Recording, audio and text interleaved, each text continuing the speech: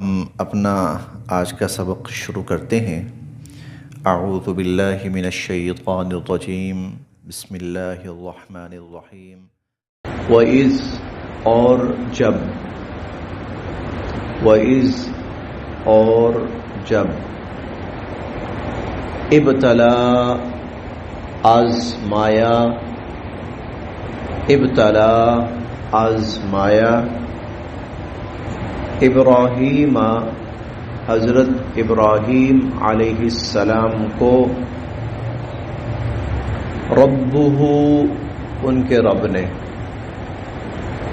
وَإِذِ ابْتَلَىٰ إِبْرَاهِيمَ رَبُّهُ اور جب حضرت ابراہیم علیہ السلام کو ان کے رب نے آزمایا، بکلمات کچھ کاموں میں، کچھ امور میں، کچھ چیزوں میں، فَأَتَمَّهُنْ اتم تمام سے ہے، تمام کا مطلب پورا، مکمل، تو فَأَتَمَّ تو وہ پورے اترے، ہن ان چیزوں میں،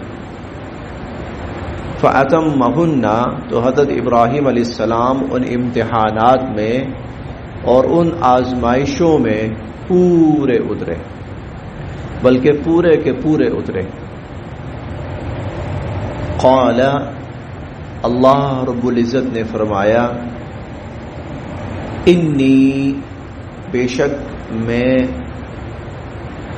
جاعل بنانے والا ہوں، بنانے لگا ہوں، کا آپ کو، انی جاعل کا میں آپ کو بنانے لگا ہوں، للناسی لوگوں کے لیے، اماما پیشوا، مقتدا۔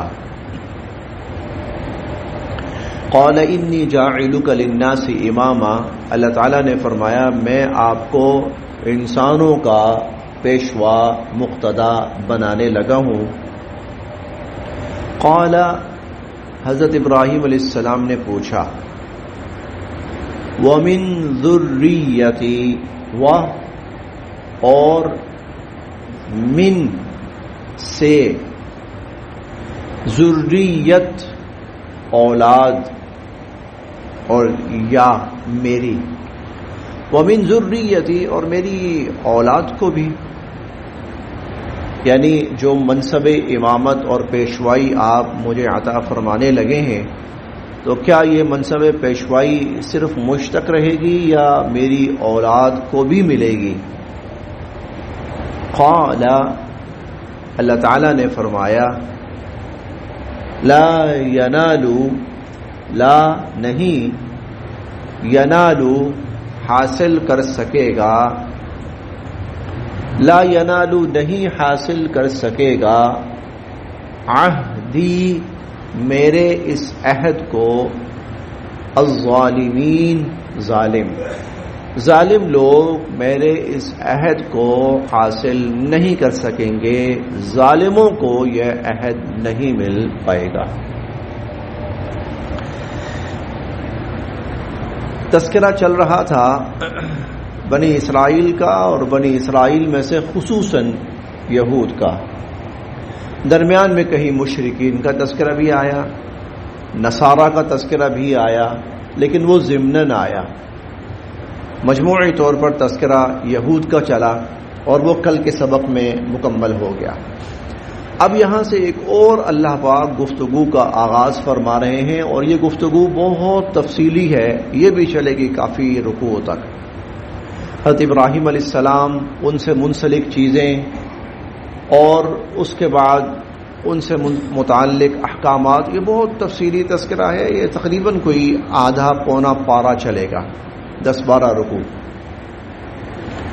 حضرت ابراہیم علیہ السلام وہ شخصیت ہیں کہ دنیا میں جتنے بھی مذاہب تھے وہ اپنی نسبت ان کی طرف کرتے تھے، اور اس چیز کو حق ہونے کی علامت قرار دیتے تھے کہ ہم حق پر ہیں، کیوں؟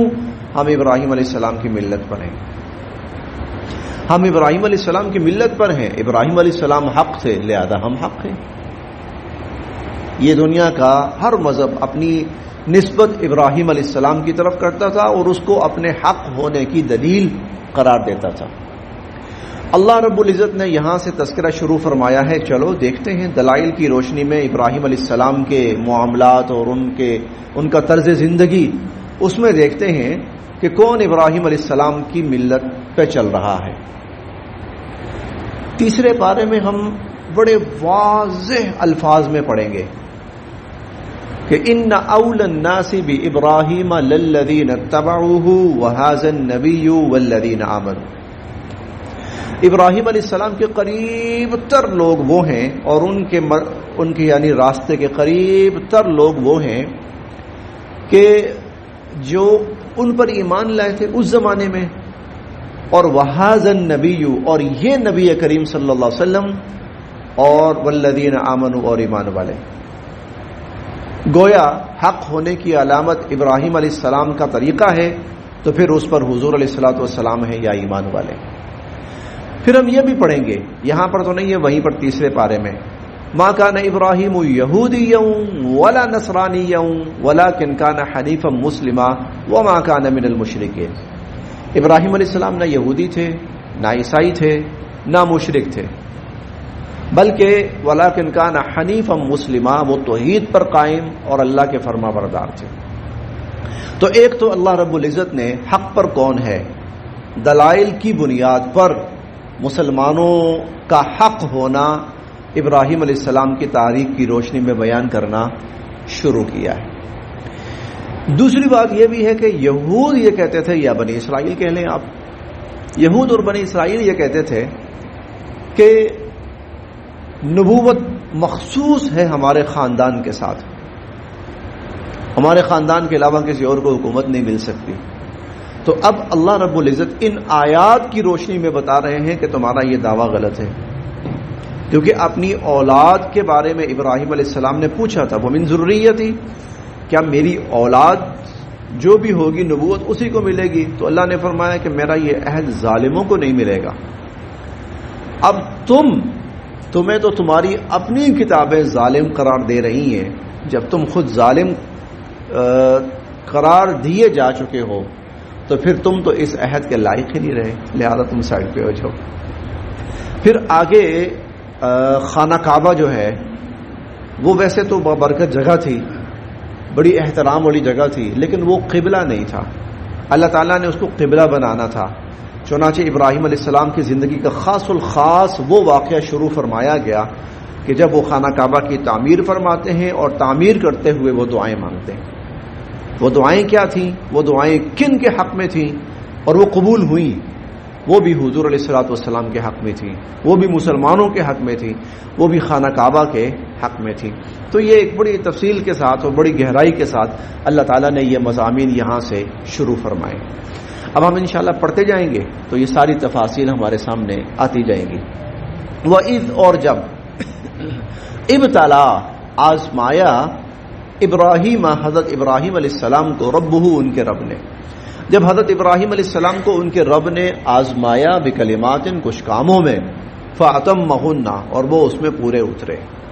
اب ابراہیم علیہ السلام کی آزمائشیں بہت بڑی تھیں، یہ آزمائشیں عام آزمائشیں نہیں تھیں، اور ایک وقت وہ آیا تھا ان آزمائشوں میں کہ ان کا گھر، ان کا علاقہ، ان کی قوم سب ان کے مخالف ہو گئے، اس درجے مخالف ہو گئے کہ باپ نے کہا کہ نکل جا یہاں سے، وَاهْجُرْنِي مَلِيًّا، ابراہیم نکل یہاں سے، نکل جا، چھوڑ دے مجھے اور میرے گھر سے نکل جا۔ باپ نے نکال دیا ابراہیم علیہ السلام کو۔ پورا شہر مخالف ہے، حکومت وقت مخالف ہے، حکمران مخالف ہے، اکیلا شخص، کوئی جماعت نہیں ہے، کوئی ساتھ دینے والا، کوئی بھائی بہن، کوئی کچھ بھی نہیں، اکیلا تنہا سیدنا حضرت ابراہیم علیہ السلام۔ بہت بڑی آزمائش تھی یہ۔ اور اس آزمائش کا پھر ایک مرحلہ وہ بھی آیا کہ جب سب لوگ اس پر متفق ہوئے کہ اٹھا کے آگ میں ڈال دو، اٹھا کر آگ میں سب متفق ہو گئے اس پر، یہ آزمائشیں تھیں۔ پھر اللہ رب العزت نے طویل عرصہ اولاد نہیں دی، یہ بھی آزمائش تھی. پھر جب اولاد دی تو اس اولاد کے حوالے سے عجیب و غریب اور آزمائشیں شروع ہو گئی. ابتدائی آزمائش یہ ہے کہ بڑھاپے میں اولاد ملی ہے، یہ سوچا چلو اب اس کی پرورش کروں گا، تھوڑی سی بڑی ہوگی، چلو میرا ہاتھ پاؤں بٹائے گی کچھ. تو حکم ہوا نہیں جی آپ ادھر فلسطین میں رہیں گے اور اس کو جا کر مکہ میں چھوڑ کر آئیں. مکہ کوئی مشہور شہر ہے نہیں، واد غیر ذی زرع، ایک ایسی جگہ ہے جہاں دور دور کسی انسان کا نام و نشان بھی نہیں ہے، کوئی سایہ تک نہیں ہے. چھوڑاؤ بس. آزمائش. پھر کچھ عرصہ گزرا، کچھ سال گزرے، اب پتہ لگا کہ وہ جو بیٹا ہے وہ ماشاءاللہ کچھ تھوڑا سا بڑا ہو گیا، چلنا پھرنا شروع ہو گیا ہے، کچھ ہاتھ بٹانا شروع ہو گیا ہے. تو اب بھائی اس کو قتل کر دو، ذبح کر دو اس کو اپنے ہاتھ سے. قتل تو خیر نہیں کہنا چاہیے، ذبح کر دو اپنے ہاتھ سے. اے بیٹے میں خواب میں دیکھ رہا ہوں تو میں ذبح کر رہا ہوں. تو بتاؤ کیا کہا؟ ابا جان جب خواب میں دیکھا ہے اللہ کی طرف سے ہوگا، میں تو بس ٹھیک ہے کیجیے. ستجدنی انشاءاللہ من الصابرین، میں صبر کروں گا، آپ مجھے صبر کرنے والا پائیں گے. اور ابراہیم علیہ السلام نے وہ کر دکھایا. فلما اسلمها وتله للجبین، ان کو سر کے بل بلکہ چہرے کے بل زمین کی طرف لٹایا اور ان کی گردن کے اوپر چھری چلانی شروع کر دی. یہ تو ہمیں چند وہ باتیں ہیں جو ہمارے سامنے ہیں، اور اس کے علاوہ نامعلوم کن کن مراحل سے وہ گزرے. دیکھیں جو شخص جس کا پورا ملک اس کے خلاف ہو جائے، قوم اس کے خلاف ہو جائے، گھر بار خلاف ہو جائے، اس کا تو ایک ایک لمحہ آزمائش ہے. کہاں جاؤں گا میں کہاں جاؤں گا، کس کے پاس جاؤں گا؟ باپ کہہ رہا نکل جائے گھر سے، اور کوئی جگہ نہیں ہے، نہ شہر ہے، نہ علاقہ ہے، نہ ملک ہے، نہ قوم ہے. کوئی دنیا کی اور قومیں بھی نہیں ہے جو مجھے کہیں گی کہ موسٹ ویلکم، آپ ہمارے ہاں تشریف لائیے، ہمارے گھر بار حاضر ہے. کچھ بھی نہیں ہے، تو کہاں جاؤں گا؟ یہ چھوٹی آزمائش نہیں. اچھا جب یہاں سے نکلتے ہیں اس آزمائش سے تو حاکم وقت پکڑ لیتا ہے، آؤ بھائی اٹھاؤ بھائی آگ میں ڈالو اس کو. تو کیوں؟ آگے پیچھے کوئی بھی نہیں ہے، ہم جو چاہیں کر سکتے ہیں. یہ ساری آزمائشیں نامعلوم اور کون کون سی. فَأَتَمَّهُنَّ، اللہ کا وہ عظیم المرتبت جلیل القدر انسان ان سب آزمائشوں میں پورا اترا. یہ بات تاریخ نہیں کہہ رہی، یہ انسان نہیں کہہ رہے. انسانوں کا پیمانہ اتنا سا ہوتا ہے، یہ بات رب کہہ رہا ہے جس کا پیمانہ بہت بڑا ہوتا ہے، جو دیکھتا ہے جانچتا ہے کہ آزمائش کیا ہے اور یہ بندہ اس آزمائش میں کس لیول پہ تھا. فَأَتَمَّهُنَّ، اللہ فرماتے ہیں ان آزمائشوں میں پورے کے پورے اترے. پھر کیا ہوتا ہے جب انسان اللہ کی طرف سے آئی ہوئی آزمائشوں میں پورا اترتا ہے؟ جب انسان اللہ کی طرف سے آئی ہوئی آزمائشوں میں پورا اترتا ہے تو پھر جتنی بڑی آزمائش ہوتی ہے اتنا بڑا انعام ہوتا ہے. تو قال انی جاعلک للناس اماما، آپ کو ساری انسانیت کا پیشوا اور مقتدا ہونے کا شرف عطا کیا جاتا ہے. آج بھی یہودیت حضرت ابراہیم علیہ السلام کی طرف اپنی نسبت فخراً کرتی ہے. آج بھی عیسائیت سیدنا حضرت ابراہیم علیہ السلام کی طرف اپنی نسبت فخراً کرتی ہے. آج بھی مسلمانوں کے لیے تو وہ اللہ کے نبی ہی نہیں ہے بلکہ والد کا درجہ رکھتے ہیں. مسلمان تو ان بہت سے ان کے طور طریقوں کو آج بھی زندہ رکھے ہوئے ہیں، اپنائے ہوئے ہیں. یہ قربانی کا ہے، حج کا ہے، خانہ کعبہ کی تعمیر کا ہے، یہ سارے حضرت ابراہیم علیہ السلام کے طور طریقے ہیں. مسلمان تو ان کو زندہ رکھے ہوئے ہیں، ان کو جاری رکھے ہوئے ہیں. حج کے بہت سارے ارکان حضرت ابراہیم علیہ السلام کی جاری کرتا ہے. قال انی جاعلک للناس اماما، ابراہیم میں آپ کو انسانیت کا امام، مقتدا اور پیشوا بنانے والا ہوں. قال، اللہ تعالیٰ پوچھا ابراہیم علیہ السلام نے، ومن ذریتی، اور میری اولاد کو بھی. قال، اللہ تعالیٰ نے فرمایا، لا ینال عہد الظالمین، میرا یہ عہد ظالموں کو حاصل نہیں ہوگا. آپ کی اولاد میں جو بھی نیک ہوں گے، جو بھی متقی ہوں گے، وہ اس عہد کے حقدار قرار پائیں گے. ان کو اپنے اپنے وقت میں امامت، نبوت، شرف کا شرف حاصل ہوگا اپنے اپنے وقت میں. لیکن جو اس راہ سے ہٹ جائے گا پھر وہ اس شرف سے محروم کر دیا جائے گا. وَإِذْ، اور جب، جعلنا، ہم نے بنایا، وَإِذْ جعلنا، اور جب ہم نے بنایا، البیت، خانہ کعبہ کو، بیت اللہ کو، مثابہ مرکز للناس لوگوں کے لیے. اور جب ہم نے خانہ کعبہ کو لوگوں کے لیے مرکز بنایا، مثابہ کا ویسے معنی ہے ایسی جگہ جہاں لوگ پلٹ پلٹ کر جاتے ہیں، بار بار جاتے ہیں،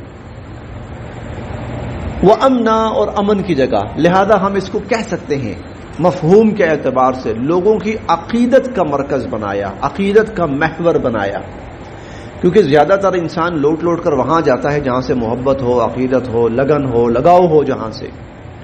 وَإِذْ جَعَلْنَا الْبَيْتَ، اور جب ہم نے بنایا اس بیت اللہ کو مَثَابَةً عقیدت کا مرکز، للناس لوگوں کے لیے، وَأَمْنًا اور امن کی جگہ بنایا، وَأَمْنًا اور امن کی جگہ بنایا. روئے زمین کا واحد حصہ ہے، وہاں وہ امن ہے جو کائنات اس روئے زمین پر کہیں پر بھی نہیں. حرم میں وہ امن ہے جو اس کے علاوہ، حرم کے علاوہ اور کہیں پر بھی نہیں ہے. اس درجے وہاں امن ہے کہ قاتل اگر وہاں ہو تو اسے مارا نہیں جا سکتا، پکڑ کے لایا جا سکتا ہے. بس زیادہ سے زیادہ یہ کہ پکڑ کے آپ باہر لے آئیں، مار نہیں سکتے قاتل کو بھی. وہاں اس درجے وہاں امن ہے. انسان نہیں، جانور بھی وہاں مامون ہے، آپ جانور بھی وہاں نہیں مار سکتے حرم کے اندر. وہ امنا اور امن کی جگہ بنایا. وَاتَّخِذُوا اور بناؤ، من مقام ابراہیم، مقام ابراہیم کو، مقام کھڑے ہونے کی جگہ، ابراہیم علیہ السلام، اور ابراہیم علیہ السلام کے کھڑے ہونے کی جگہ مقام ابراہیم کو تم بناؤ مصلا، نماز کی جگہ، اسے تم نماز کی جگہ بناؤ. مقام ابراہیم یہ اب تو بہت معروف ہے، ہم سب جانتے ہیں. ابراہیم علیہ السلام نے خانہ کعبہ کی تعمیر کی تھی، مخصوص پتھر تھے ان کے اوپر کھڑے ہو کر. ان پتھروں کے اوپر ابراہیم علیہ السلام کے پاؤں کے نشانات ثبت ہو گئے تھے، دیکھے جا سکتے ہیں. ہم نے تو خیر خود قریب جا کر اس کو پوری نظر سے دیکھا ہے. اور پتھروں کے اوپر اللہ رب العزت نے ان پتھروں کو محفوظ فرمایا، ان پتھروں کو محفوظ فرمایا اور وہ محفوظ ہو گئے. وہ اس درجے محفوظ ہوئے کہ حضور علیہ الصلوۃ والسلام کے زمانے تک بعین ہی اپنی اصل شکل میں موجود تھے. حضور علیہ الصلوۃ والسلام نے ان کو خانہ کعبہ میں یعنی مطاف میں نصب فرما دیا. حضرت عمر رضی اللہ تعالیٰ عنہ ایک دن کہنے لگے، اللہ کے نبی دل کرتا ہے کہ اس کو سامنے رکھ کرنا، یعنی اس طرح کھڑے ہوں کہ کعبہ بھی سامنے ہو اور یہ بھی سامنے ہو، تو دل کرتا ہے کہ اس کو سامنے رکھ کر نماز پڑھوں. حضور علیہ الصلوۃ والسلام نے فرمایا مجھے ایسا حکم نہیں آیا تو میں اس لیے ایسا کوئی قدم نہیں اٹھا سکتا. اس پر اللہ رب العزت کی طرف سے یہ وحی نازل ہوئی، وَاتَّخِذُوا مِن مقام ابراہیم مصلی، کہ مقام ابراہیم کو نماز کی جگہ بناؤ، یعنی اس کی طرف رخ کر کے نماز پڑھو. اب اس کی تفصیل یہ ہے کہ جب ہم طواف کرتے ہیں تو طواف کے بعد 2 رکعات دوگانہ طواف کہلاتا ہے، یہ واجب ہوتے ہیں. ان 2 رکعات طواف کے لیے حکم یہ ہے کہ وہ اس طرح پڑھیں، خانہ کعبہ بھی آپ کے سامنے ہو اور مقام ابراہیم بھی آپ کے سامنے ہو. اچھا، اب جو اوپر کی منزلیں ہیں نا، جو برآمدے ہیں اوپر، وہاں پر تو انہوں نے باقاعدہ جگہ بنا دی ہیں مخصوص. نیچے تو خیر نہیں ہے، نیچے نہیں ہے نا، نیچے نہیں ہے، اوپر ہے. اوپر انہوں نے باقاعدہ جگہ بنا دی ہیں کہ آپ بالکل اس مقام ابراہیم کی سیدھ میں ہیں، وہاں کھڑے ہو کر نماز پڑھی جا سکتی ہے.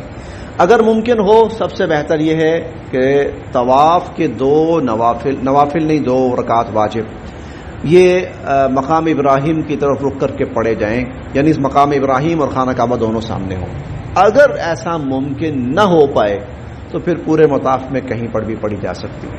لیکن اصل یہ ہے، بہتر یہ ہے، زیادہ اجر و ثواب یہ ہے کہ مقام ابراہیم سامنے ہو.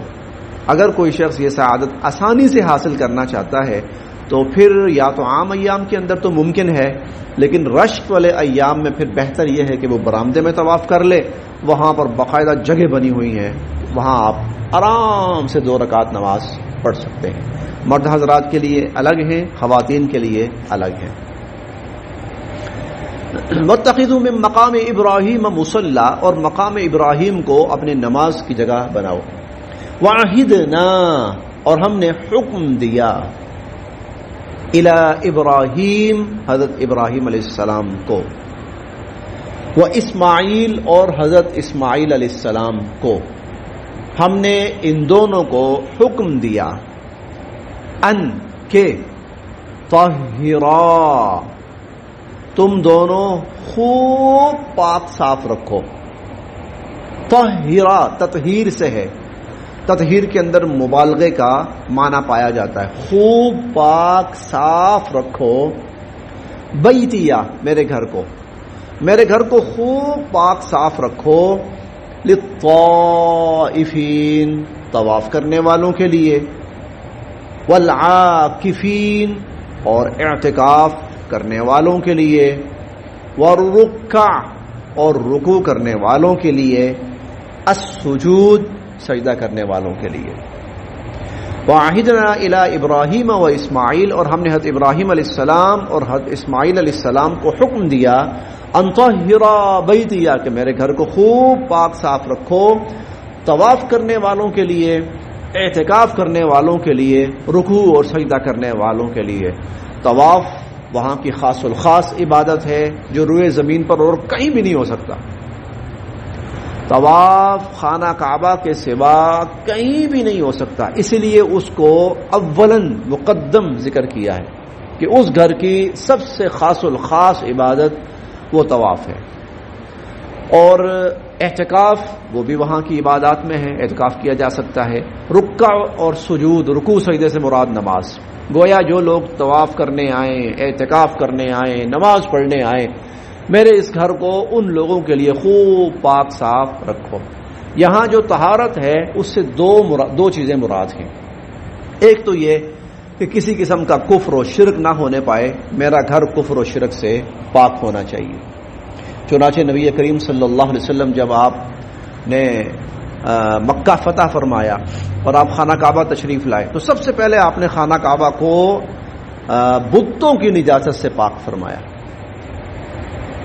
بتوں کی جو گندگی اور نجاست تھی اس سے آپ نے خانہ کعبہ کو پاک فرمایا۔ وہ سینکڑوں بت، غالباً کوئی 360 یا اس کے قریب سینکڑوں بت جو جگہ جگہ جگہ جگہ رکھے ہوئے تھے، آپ صلی اللہ علیہ وسلم نے سب سے پہلے اس کو پاک صاف کیا۔ پھر اس کے بعد دوسری جو صفائی ہے اس سے مراد پاکیزگی ہے کہ وہ جگہ پاک صاف ہونی چاہیے۔ چنانچہ آج بھی ہم اس کا نظارہ دیکھتے ہیں کہ وہاں صفائی ستھرائی کا بہت اعلیٰ درجے کا انتظام ہوتا ہے، بہت اعلیٰ پیمانے پر وہاں، کیونکہ ہم گند ڈالنے کی بڑی کوشش کرتے ہیں، لیکن اللہ کے بندے وہاں پر جو صفائی پر معمور ہیں بہت اچھے انداز میں وہ جتنے بھی اس کے حصے ہیں اس کی صفائی ستھرائی کا اہتمام کرتے ہیں۔ یہ حکم مخصوص نہیں ہے خانہ کعبہ کے ساتھ، مخصوص نہیں ہے، یہ مسجد حرام کے ساتھ مخصوص نہیں ہے کہ اللہ کے صرف اس گھر کو پاک صاف رکھنا ہے، بلکہ ہر مسجد جہاں لوگ نماز پڑھنے آئیں، جہاں لوگ قرآن پڑھنے آئیں، جہاں لوگ اعتکاف میں بیٹھیں، جہاں عبادت میں آئیں، اس کے لیے یہی حکم کہ وہ گھر تو خاص الخاص طور پر پاک صاف ہونا چاہیے۔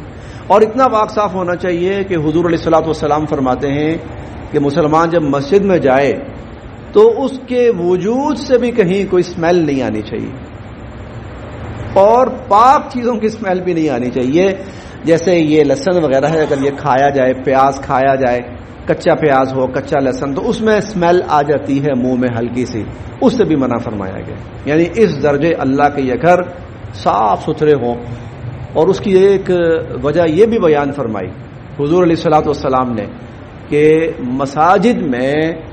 مساجد کے اندر فرشتوں کا بسیرا ہوتا ہے، فرشتے ہر وقت مساجد کے اندر موجود ہوتے ہیں۔ وہ اتنی نورانی، لطیف اور پاکیزہ مخلوق ہے کہ چھوٹی سی چھوٹی اور ہلکی سی ہلکی جو بدبو ہے وہ بھی برداشت نہیں کر پاتے، وہ برداشت نہیں کر پاتے۔